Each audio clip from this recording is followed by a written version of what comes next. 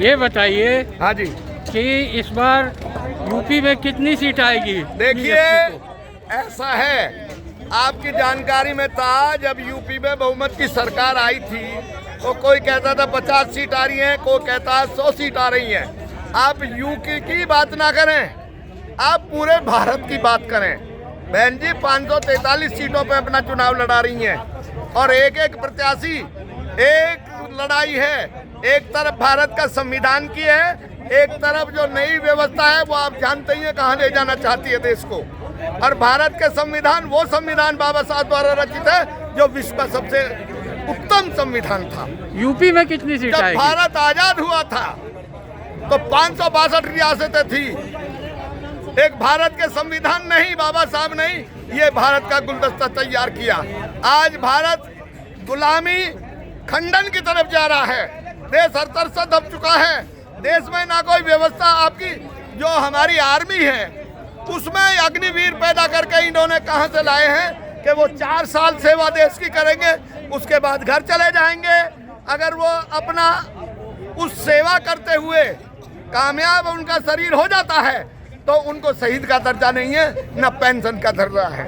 इन सब लोग जो हैं, जब सांसद, विधायक, चेयरमैन हर बार की पेंशन लेता है जितनी बार बनता है, तो एक गरीब जो देश को बचाता है, एक किसान का बेटा जो देश का खून बहा करके इस देश की रक्षा करता है, उसके लिए ना पेंशन है और ना शहीद का दर्जा।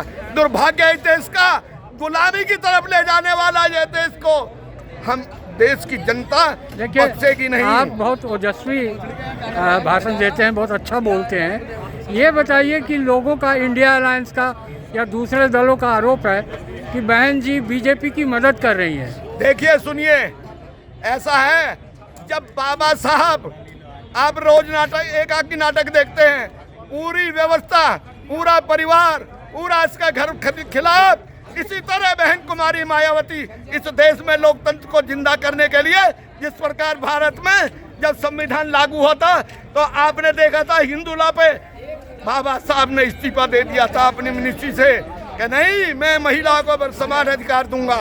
इसी प्रकार बहन जी ने कोई मेंबरी छोड़ना नहीं चाहता, बहन जी ने अपनी 1.5 साल की राज्यसभा से इस्तीफा दे करके ये कह दिया कि जब देश के गरीब और मजलूम की सेवा नहीं कर सकती तो मुझे इस राज्यसभा की सीट से इस्तीफा देना। और जहां तक सत्ता की बात है, जहां तक आप सीटों की बात करते हो, सीट आप देखते रह जाओगे।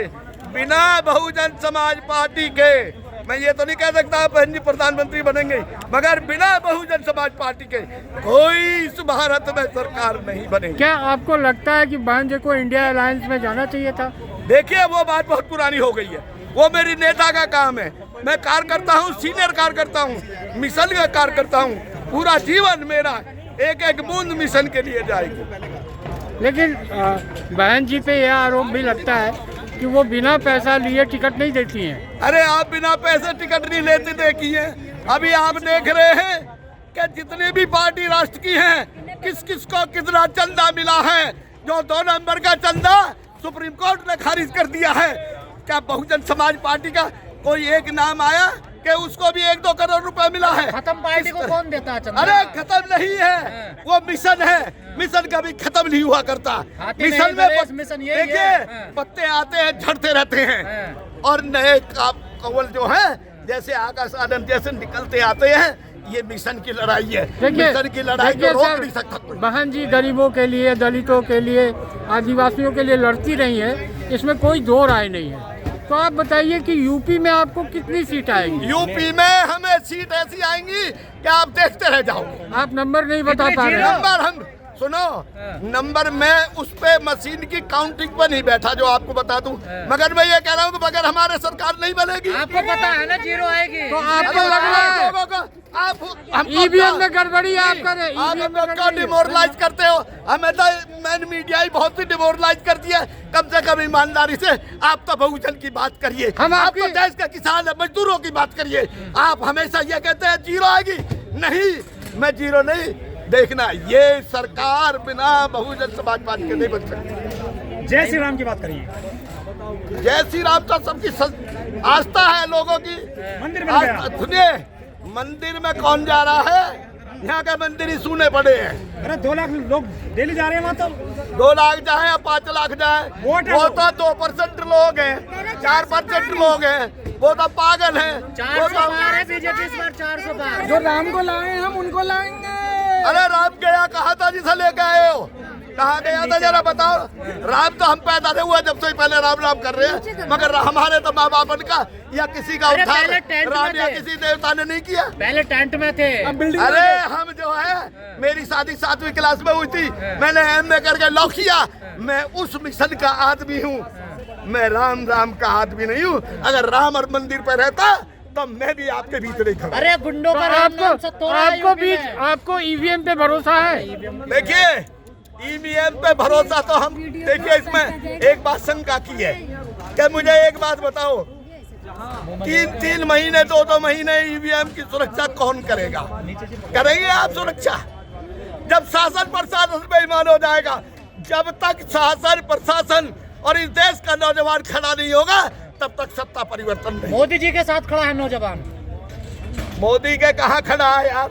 रोगी गोगी कल देख रहे थे, वो देखे मोदी जी आए, अरे आधा किलोमीटर में पूरा देश तबाह कर दिया, और मोदी जी के वहाँ कितने लोग थे? अरे कितना प्रेम करते हैं, कल गाजियाबाद जाम हो गया मोदी जी को देखने। अरे जाम तो आप करा दे, हमारे नेता ज्यादा जाम हो रहा है। देखिए अच्छा ये सुनो, बताइए, चलिए हम मान लिए देश आपकी के बात। गुलाम है ये। सर, राहुल गांधी के बारे में आपकी क्या राय है?